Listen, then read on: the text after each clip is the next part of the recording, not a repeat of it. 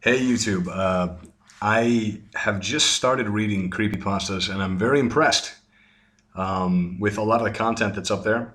And I'm also really impressed with a lot of the content that people have shared, a lot of readings of the creepypastas. And so I thought I would add my voice to the chorus and do one of my own and check the response. If there's any sort of response or if people seem to like the way I narrate, then I suppose I'll put a few more up. But anyway, I hope you all enjoy this. The first story I'm going to read is coincidentally the most popular, or at least the highest ranked, and possibly most reviewed uh, short story on creepypasta. And it's rather long. It's entitled Psychosis. But I already read this once. The first time I read it was actually the first story that I read on creepypasta. So but here I'm already rambling. I'm just going to go right into the story now, and just to tell you, I really, really enjoyed it. So I hope you do too. Someday. I'm not sure why I'm writing this down on paper and not on my computer. I guess I've just noticed some odd things. It's not that I don't trust the computer, I just need to organize my thoughts. I need to get down all the details somewhere objective, somewhere I know that what I write can't be deleted or changed. Not that that's happened, it's just everything blurs together here, and the fog of memory lends a strange cast to things. I'm starting to feel cramped in this small apartment. Maybe that's the problem. I just had to go and choose the cheapest apartment, the only one in the basement. A lack of windows down here makes day and night seem to slip by seamlessly. I haven't been out in a few days because I've been working on this programming project so intensively. I suppose I just wanted to get it done. Hours of sitting and staring at a monitor can make anyone feel strange. I know. But I don't think that's it. I'm not sure when I first started to feel like something was odd. I can't even define what it is. Maybe I just haven't talked to anyone in a while. That's the first thing that crept up on me. Everyone I normally talk to online while I program has been idle or they've simply not logged on at all. My instant messages go unanswered. The last email I got was from anybody was a friend saying he'd talk to me when he got back from the store, and that was yesterday. I'd call with my cell phone, but reception's terrible down here. Yeah, that's it. I just need to call someone. I'm going to go outside. Well, that didn't work out so well. As the tingles of fear fade, I'm feeling a little ridiculous for being scared at all. I looked in the mirror before I went out, and I didn't shave the 2-day stubble I've grown. I figure I was just going out for a quick cell phone call. I did change my shirt, though, because it was lunchtime, and I guessed that I'd run into at least one person I knew. That didn't end up happening. I wish it did. When I went out, I opened the door to my small apartment slowly. A small feeling of apprehension had somehow already lodged itself in me for some indefinable reason. I chalked it up to not having spoken to anyone but myself for a day or two. I peered down the dingy hallway, made dingier by the fact that it was a basement hallway. On one end, a large metal door led to the building's furnace room. It was locked, of course. 2 dreary soda machines stood by it. I bought a soda from one the first day I moved in, but it had a 2-year-old expiration date. I'm fairly sure no one knows those machines are even down here, or my cheap landlady just doesn't care to get them restocked. I closed my door softly and walked to the other direction, taking care not to make a sound. I have no idea why I chose to do that, but it was fun giving into the strange impulse not to break the droning hum of the soda machines, at least for the moment. I got to the stairwell and took the stairs up to the building's front door. I looked through the heavy door's small square window and received quite the shock. It was definitely not lunchtime. City gloom hung over the dark street outside, and the traffic lights at the intersection in the distance blinked yellow. Dim clouds, purple and black from the glow of the city, hung overhead. Nothing moved, save the few sidewalk trees that shifted in the wind. I remember shivering, though I wasn't cold. Maybe it was just the wind outside.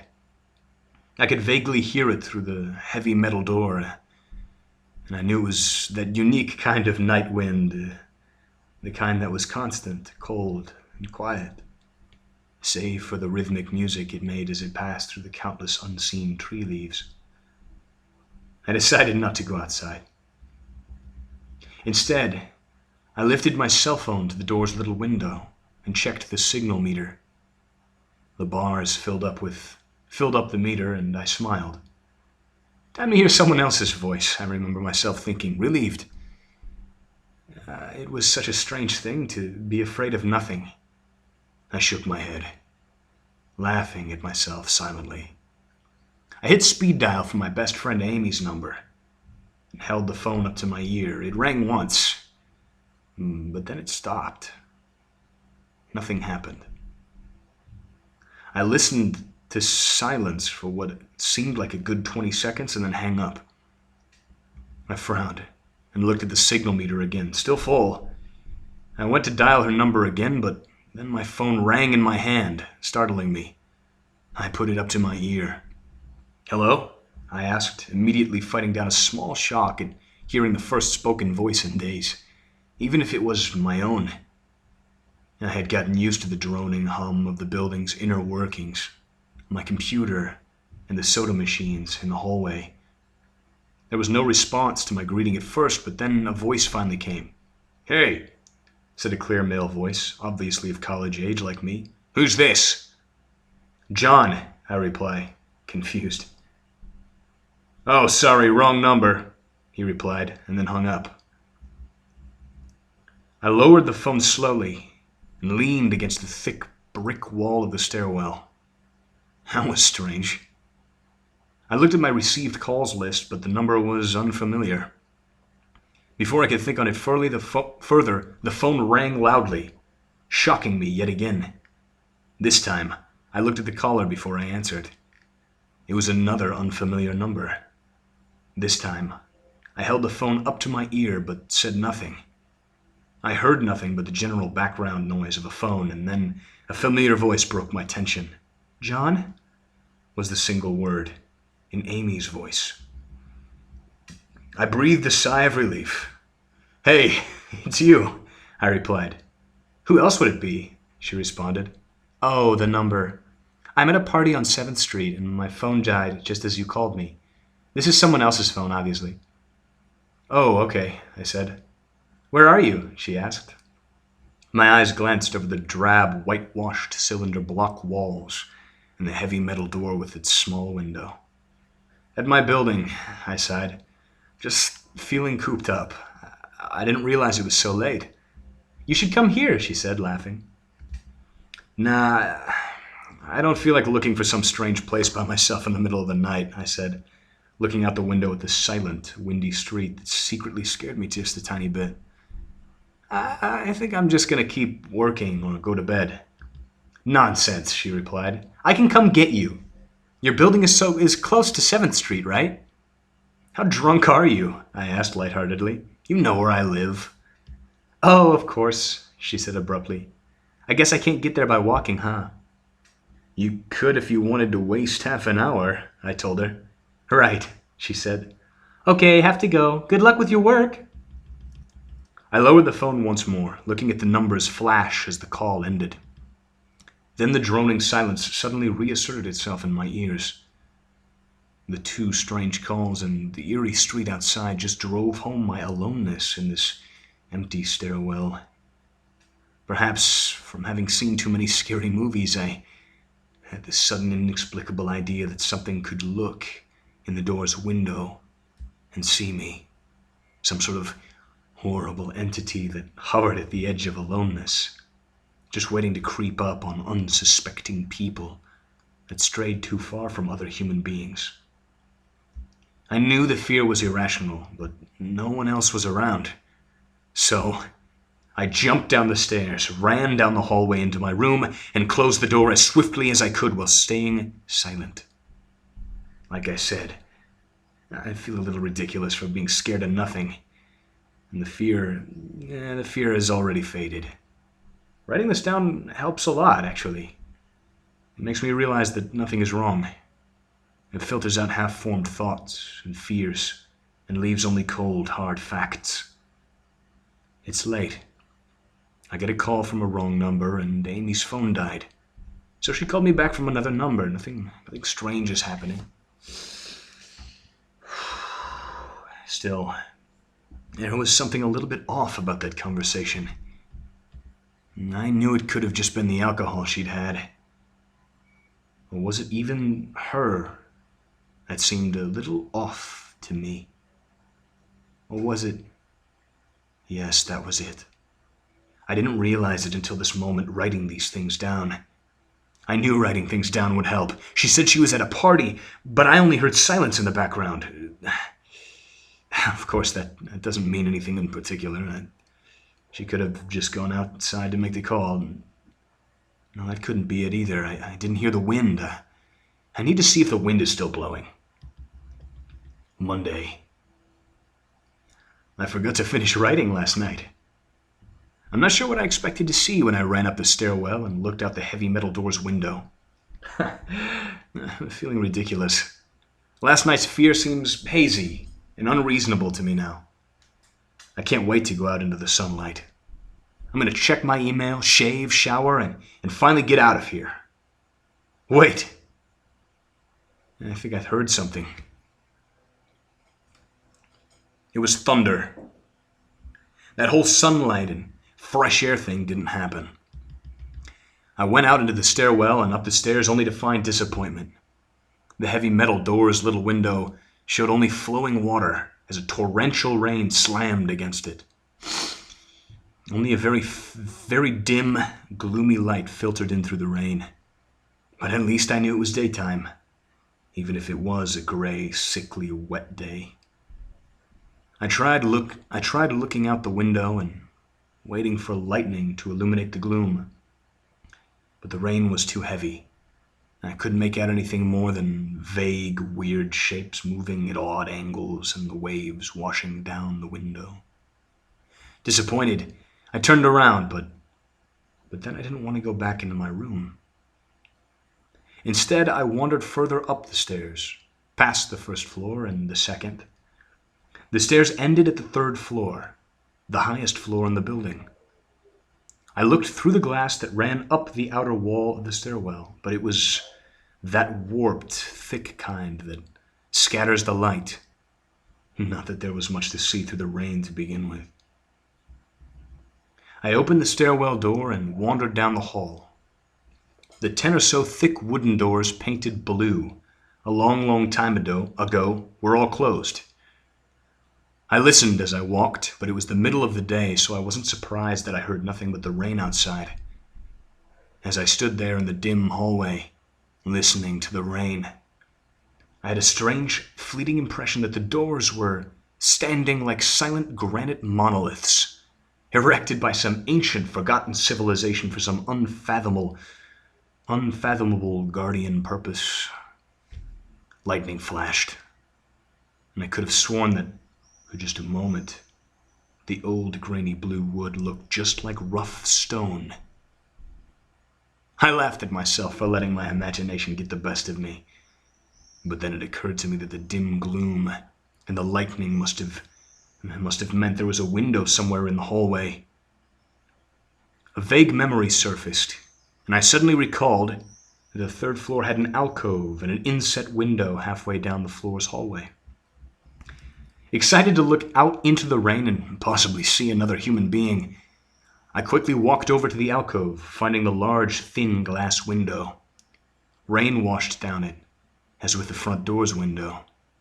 But I could open this one. I reached a hand out to slide it open, but hesitated.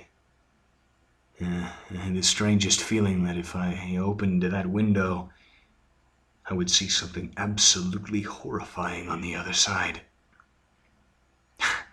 Everything's been so odd lately. So I came up with a plan.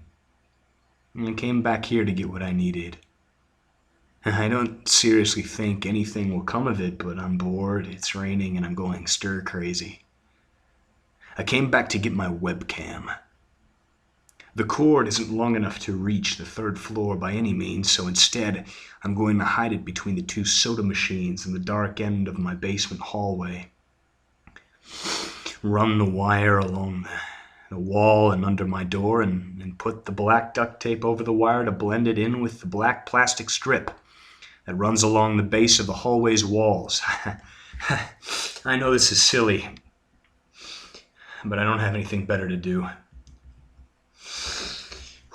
Well, nothing happened. I propped open the hallway to stairwell door, steeled myself, and then flung the heavy door wide open and ran like hell down the stairs to my room and slammed the door. I watched the webcam on my computer intently, seeing the hallway outside my door and most of the stairwell. I'm watching it right now, and I don't see anything interesting. I just wish the camera's position was different, so that I could see out the front door. Hey, someone's online. I got out an older, less functional webcam that I had in my closet to video chat with my friend online. I couldn't really explain to him why I wanted to video chat, but it felt good to see another person's face. He couldn't talk for very long, and we didn't talk about anything meaningful, but I feel much better. My strange fear has almost passed. I would feel completely better, but there was something odd about our conversation. I know I've said that everything has seemed odd, but still, he was just really vague in his responses. I can't recall one specific thing he said. No particular name or place or event. But he did ask for my email address to keep in touch. Wait, I just got an email. I'm about to go out. I just got an email from Amy that asked me to meet her for dinner at the place we usually go to. I do love pizza. And I've just been eating random food from my poorly stocked fridge for days, so I can't wait. Again, I feel ridiculous about the odd couple of days I've been having. I should just destroy this journal when I get back. Oh, another email. Oh my God.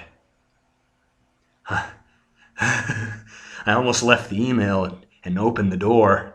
I almost opened the door,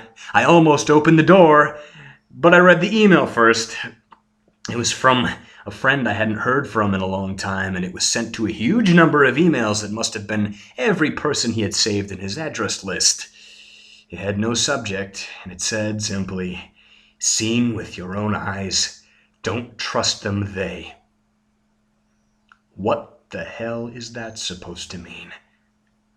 The words shock me, and I keep going over and over them. Is it a desperate email just sent as something happened? The words are obviously cut off without finishing. On any other day, I would have dismissed this as spam from a computer virus or something, but the words, "seen with your own eyes." I can't help but read over this journal and think back on the last few days and realize that I have not seen another person with my own eyes or talked to another person face to face. The webcam conversation with my friend was so strange, so vague, so eerie. Now that I think about it, was it eerie? Or is the fear clouding my memory? My mind toys with the progression of events I've written here, pointing out that I have not been presented with one single fact that I did not specifically give out unsuspectingly.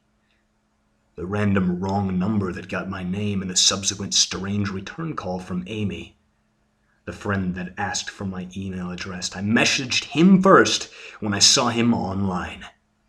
And then I got my first email a few minutes after that conversation. Oh my God, that phone call with Amy. I said over the phone, I said that I was within half an hour's walk of 7th Street. They know I'm near there. What if they're trying to find me? Where is everyone else? Why haven't I seen or heard anyone else in days? No, this is crazy. This is absolutely crazy. I need to calm down. This madness needs to end. I don't know what to think. I ran about my apartment furiously, holding my cell phone up to every corner to see if I could get a signal through the heavy walls. Finally, in the tiny bathroom near one ceiling corner, I got a single bar. Holding my phone there, I sent a text message to every number in my list. Not wanting to betray anything about my unfounded fears, I simply sent, You seen anyone face to face lately? At that point, I just wanted any reply back. I didn't care what the reply was or if I embarrassed myself. I tried to call someone a few times, but I couldn't get my head up high enough. And if I brought my cell phone down even an inch, it lost signal. Then I remembered the computer and rushed over to it, instant messaging everyone online. Most were idle or away from their computer. Nobody responded. My messages grew more frantic, and I started telling people where I was and to stop by in person for a host of barely passable reasons. I didn't care about anything by that point. I just needed to see another person. I also tore apart my apartment, looking for something that I might have missed, some way to contact another human being without opening that door. I know it's crazy. I know it's crazy. I know it's unfounded. But what if? What if? I just need to be sure. I taped the phone to the ceiling just in case. Tuesday. The phone rang. Exhausted from last night's rampage, I must have fallen asleep. I woke up to the phone ringing and I ran into the bathroom, stood on the toilet and flipped open the phone taped to the ceiling. It was Amy, and I feel so much better. She was really worried about me, and apparently she'd been trying to contact me since the last time I talked to her. She's coming over now, and yes, she knows where I am without me having to tell her.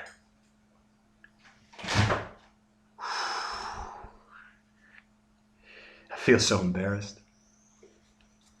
I am definitely throwing this journal away before anyone sees it. I don't even know why I'm writing it now. Maybe it's just because it's the only communication I've had since God knows when. I look like hell, too. I looked in the mirror before I came in here.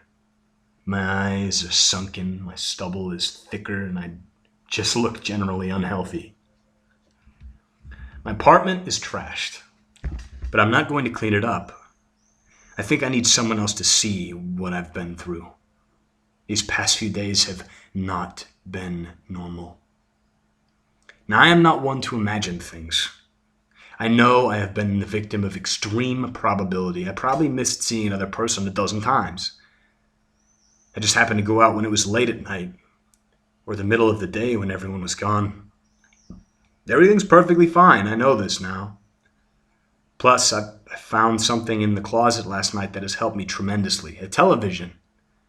I set it up just before I wrote this, and it's on in the background. Television's always been an escape for me, and it reminds me that there's a world beyond these dingy brick walls. I'm glad Amy's the only one that's responded to me after the last night's frantic pestering of everyone I could contact. She's been my best friend for years. She doesn't know it, but I count the day that I met her among the few moments of true happiness in my life. I remember that warm summer day fondly. It seems a different reality from this dark, rainy, lonely place. I feel like I spent days sitting in that playground, much too old to play, just talking with her and hanging around doing nothing at all. I still feel like I can go back to that moment sometimes, and it reminds me that this damn place is not all that there is. Finally, a knock on the door.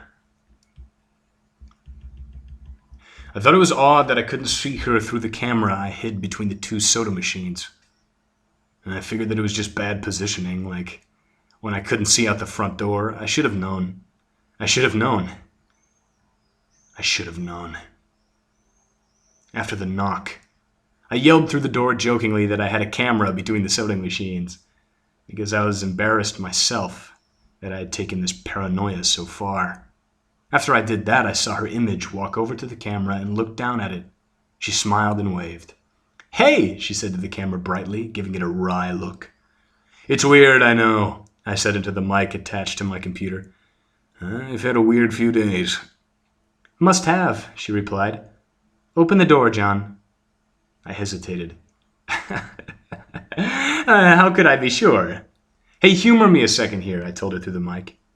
"Tell me one thing about us, just to prove to me you're you." She gave the camera a very weird look. "All right," she said slowly, thinking. "We met randomly at a playground when we were both way too old to be there?" I sighed deeply as reality returned and fear faded. God, and been so ridiculous. Of course it was Amy. That day wasn't anywhere in the world except in my memory. I'd never even mentioned it to anyone. Not out of embarrassment, but out of a strange secret nostalgia and a longing for those days to return. If there was some unknown force at work trying to trick me, as I figured, there was no way they could know about that day. "All right. I'll explain everything," I told her. "Be right there." I ran to my small bathroom and fixed my hair as best I could. I looked like hell, but she would understand. Snickering at my own unbelievable behavior and the mess I'd made of the place, I walked to the door. I put my hand on the doorknob and gave the mess one last look. So ridiculous, I thought. My eyes traced over the half-eaten food lying on the ground, the overflowing trash bin, and the bed I'd tipped to one side, looking for God knows what. I almost turned to the door and opened it, but my eyes fell on one last thing. The old webcam. The one I used for that eerily vacant chat with my friend. Its silent black sphere lay haphazardly tossed to one side. Its lens pointed at the table where the journal lay. An overwhelming terror took me as I realized that if something could see through that camera, it would have seen what I just wrote about that day.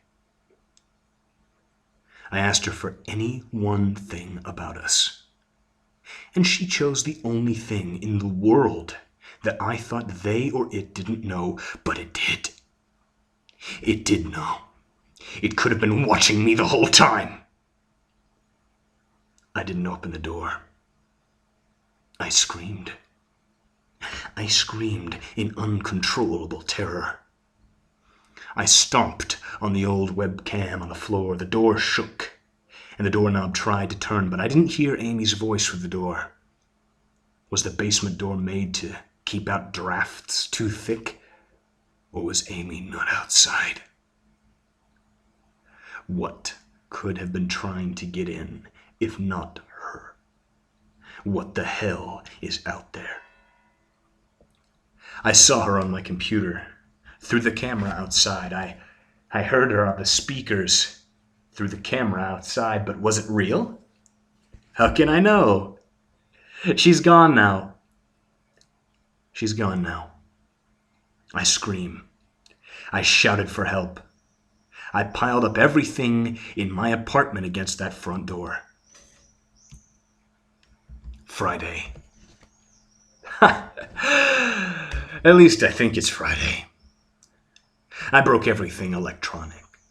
I smashed my computer to pieces. Every single thing on there could have been accessed by network access, or worse, altered. I'm a programmer, I know. Every little piece of information I gave out since this started, my name, my email, my location, none of it came back from outside until I gave it out. I've been going over and over what I wrote. I've been pacing back and forth, alternating between stark terror and overpowering disbelief. Sometimes I'm absolutely certain some phantom entity is dead set on the simple goal of getting me to go outside. Back to the beginning, with a phone call from Amy. She was effectively asking me to open the door and go outside. I keep running through it in my head. One point of view says I've acted like a madman. And all of this is the extreme convergence of probability. Never going outside at the right times by pure luck. Never seeing another person by pure chance. Getting a random nonsense email from some computer virus at just the right time. The other point of view says that the extreme convergence of probability is the reason that whatever's out there hasn't gotten me already. I keep thinking. I never opened the window on the 3rd floor. I never opened the front door until that incredibly stupid stunt with the hidden camera, after which I ran straight to my room and slammed the door. And I haven't opened my own solid door since I flung open the front door of the building. Whatever's out there, if anything's out there, never made an appearance in the building before I opened the front door. Maybe the reason it wasn't in the building already was that it was elsewhere getting everyone else, and then it waited until I betrayed my existence by trying to call Amy. A call that didn't work until it called me and asked me my name. Terror literally overwhelms me every single time I try to fit the pieces of this nightmare together. That email, short, cut off. Was it from someone trying to get the word out? Some friendly voice desperately trying to warn me before it came. Seen with my own eyes, don't trust them. Exactly what I've been so suspicious of. And it could have masterful control of all things electronic, practicing its insidious deception to trick me into coming outside. Why can't it get in? It knocked on the door. It must have some solid presence. The door. The image of those doors in the upper hallway as guardian monoliths flashes back in my mind every time I trace this path of thoughts. If there is some phantom entity trying to get me to go outside, maybe it can't get through those doors. I keep thinking back over all the books I've read or the movies I've seen, trying to generate some explanation for this. Doors have always been such intense foci of human imagination, always seen as wards or portals of some special importance. Or perhaps the door is just too thick. I know that I couldn't bash through any of those doors in this building, let alone the heavy basement ones. Aside from that, the real question is, why does it even want me? If it just wanted to kill me, it could do it in any number of ways, including just waiting until I starve to death. What if it doesn't want to kill me? What if it has some far more horrific fate in store? God, what can I do to escape this nightmare? A knock on the door. I told the people on the other side of the door I need a minute to think and I'll come out. I'm really just writing this down so I can figure out what to do. At last, this time, I heard their voices. My paranoia, and yes, I recognize I'm being paranoid, has me thinking of all sorts of ways that their voice could be faked electronically. There could be nothing but speakers outside simulating human voices. Did it really take them 3 days to come talk to me? Amy is supposedly out there, along with 2 policemen and a psychiatrist. Maybe it took them 3 days to think of what to say to me. The psychiatrist's claim could be pretty convincing if I decided to think this has all been a crazy misunderstanding and not some entity trying to trick me into opening the door. The psychiatrist had an older voice. Authoritarian, but still caring. I liked it. I'm desperate just to see someone with my own eyes. He said I have something called cyberpsychosis. I'm just one of a nationwide epidemic of thousands of people having breakdowns triggered by a suggestive email that got through somehow. I swear he said got through somehow. I think he meant spread through the country inexplicably, but I'm incredibly suspicious that the entity slipped up and revealed something. He said I'm part of a wave of emergent behavior, that a lot of other people are having the same problem with the same fears, even though we've never communicated. Well, that neatly explains the strange email about the eyes I got. I didn't get the original triggering email, I got a descendant of it. My friend could have broken down too, tried to warn everyone he knew against his paranoid fears. That's how the problem spreads, the psychiatrist claims. I could have spread it too, with my texts and instant messages online to everybody I know. One of those people might be melting down right now after being triggered by something I sent them.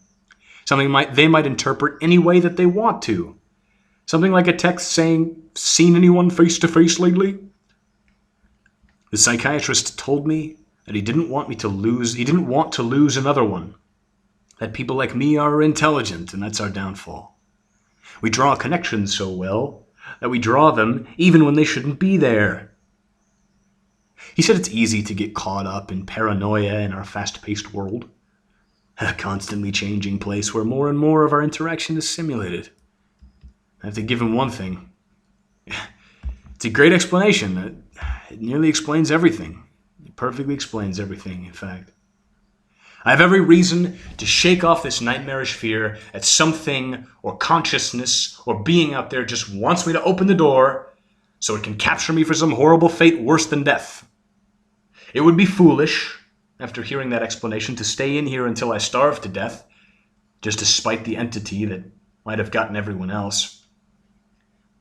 It'd be foolish to think that after hearing that explanation, I might be one of the last people left alive on an empty world, hiding in my secure basement room, spitting some unthinkable deceptive entity, just spiting some unthinkable deceptive entity just by refusing to be captured. It's a perfectly perfect explanation for every single strange thing I've seen or heard, and I have every reason in the world to let all my fears go and open the door. That's exactly what I'm not going to do. How can I be sure? How can I know what's real and what's deception? All of those damn things with their wires and their signals that originate from some unseen origin, they're not real. I can't be sure. Signals through a camera, faked video, deceptive phone calls, emails. Even the television lying broken on the floor. How can I possibly know it's real? It's just signals, waves, light, the door. It's bashing on the door. It's trying to get in. What insane mechanical contrivance could it be using to simulate the sound of men attacking the heavy wood so well?